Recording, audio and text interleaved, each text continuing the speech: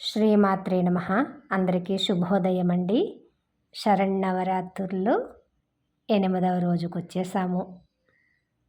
ఇక 3 రోజులుంది బుజ్జి తల్లిని మనకి తెలిసినట్టు పూజించుకోవడానికి, మనకి వచ్చినట్టు అమ్మని అలంకరించడానికి ఇక 3 రోజుల సమయం ఉంది. బుజ్జి తల్లి ఈరోజు సరస్వతి అమ్మ అవతారం. ఈరోజు నేనేమో అమ్మకి పచ్చ కలర్ చీర కట్టేశాను. అసలు తెలుపు రంగు కట్టాలి కదా మరి, కానీ పచ్చ కలర్ అంటే సంపంగి పువ్వులు దొరకదని చెప్పేసి, ఇంకా మళ్ళీ ఎక్కువగా రోజులు ఉంటే వాడిపోతాయి కదా, పువ్వులు పాడైపోతాయేమోనని భయం వేసిందన్నమాట. సరే అని చెప్పి పచ్చ కలర్ చీర కట్టి సంపంగి పువ్వులు పెట్టేసి అమ్మకి అన్నీ పచ్చ పచ్చగా కూర్చోబెట్టేశాను బుజ్జి తల్లిని. మొన్న అంకురార్పణ చేసినప్పుడు నవధాన్యాలు ఇంకా మిగిలిపోయిందని చెప్పి అలా చిన్న తొట్టిలో వేసాను. అవి కూడా బాగా మొలకలు వచ్చేసింది. సరే అమ్మ దగ్గర పెడదాము, నిండుగా ఉంటుంది బుజ్జి తల్లి ప్రకృతిలో అని చెప్పి అలా మనసుకి అనిపించిందన్నమాట. ఎంత నిండుగా ఉందో నా బంగారు తల్లి, అసలు చెప్పాలంటే నాకు 2 కళ్ళు సరిపోవు తెలుసా అండి. అందుకే ఇలా వీడియోలు తీసి మీ బుర్ర తినేస్తూ ఉంటానన్నమాట. నా తల్లిని చూడండి, నా తల్లిని చూడండి, నా తల్లిని చూడండి అని.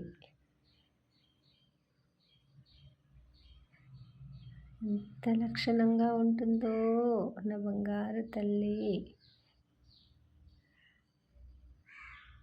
ఇలా మొహంలో మొహం పెట్టేసి అమ్మని చూస్తూ ఉండి చెవిలో చెబుతూ ఉండాలి అమ్మకి, అమ్మ అలంకరణ నచ్చిందా బుజ్జి తల్లి అని చెప్పి.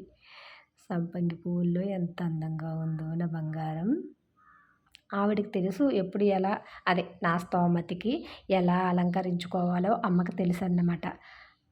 ఏం మాట్లాడదు బుజ్జి తల్లి, చక్కగా పేచీలు పెట్టకుండా ఎలా చెప్తే అలా మాట విని అలంకరణ చేసేసుకుంటుంది బుజ్జి తల్లి.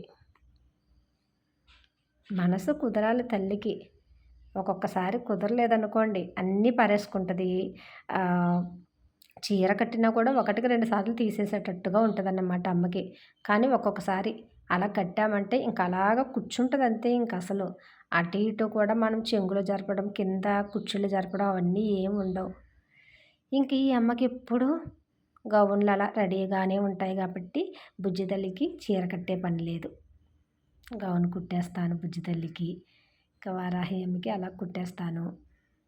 ఈ నవరాత్రుల్లో కుట్టవలసినంతా చీరలు కట్టడం అమ్మకి అంతే, బుజ్జి తల్లికి. దేవి నవరాత్రులు 8 రోజులు ఇలా ముగిసింది. అసలు దేవీ నవరాత్రుల్లోని 1 నెల ముందు నుంచి అనుకోవడమే కానీ మొదలుపెట్టినప్పటి నుంచి మాత్రం ఎలా రోజు పూర్తి అయిపోతుందో కూడా తెలియడం లేదు. అసలు టైమే సరిపోవడం లేదన్నట్టు ఉంటుందన్నమాట నాకు.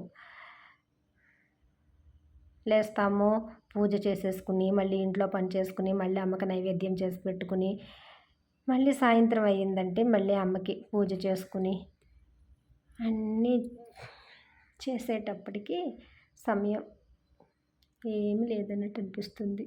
మీరు కూడా ఇంకొకసారి అమ్మని అలా దగ్గరగా కింద నుంచి అలా చూసేసి మొహంలో మొహం పెట్టి చూసేయండి మరి బుజ్జి తల్లిని. వరాల తల్లి. మీకు ఇలా కాదు కానీ అమ్మని చీకట్లో చూపించాలి ఎలా ఉందా అని చెప్పి. చూడండి, అది ఇలా దగ్గరగా వచ్చి అమ్మకి దీపంతో మీకు ఇలా చూపించాలి అమ్మని. చీకట్లో అమ్మ ఎలా మెరిసిపోతుందో చూడండి బుజ్జి తల్లి. ఒకసారి అమ్మని అలా కళ్ళు చూస్తూ ఉండండి, తెలుస్తుంది. ఏదో నా భ్రమ, నా పిచ్చి. సరే ఆ పిచ్చిని మీ అందరికీ చూపిద్దామని చెప్పి ఇలా తిప్పేటప్పుడు ఈ వైపు అంటే కుడివైపు చూసేటట్టు అనిపిస్తుంది ఒక్కొక్కసారి నాకు.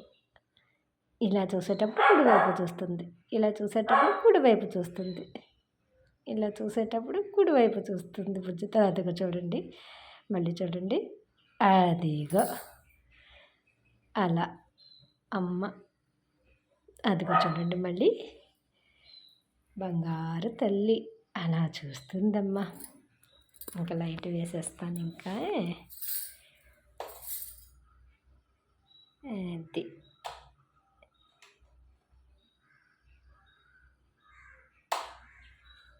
అది. చూశారు కదా మరి అమ్మని, బుజ్జి తల్లిని. ఈరోజు అమ్మ సరస్వతీదేవి అవతారం కాబట్టి చక్కగా మీరు అటుకులు, పాయసం అన్నీ పెట్టి అమ్మని చక్కగా పూజించుకోండి మరి. సరేనా మరి? మళ్ళీ రేపు ఉదయం కలుసుకుందామే. ఉంటానండి మరి. శ్రీమాత్రే నమః.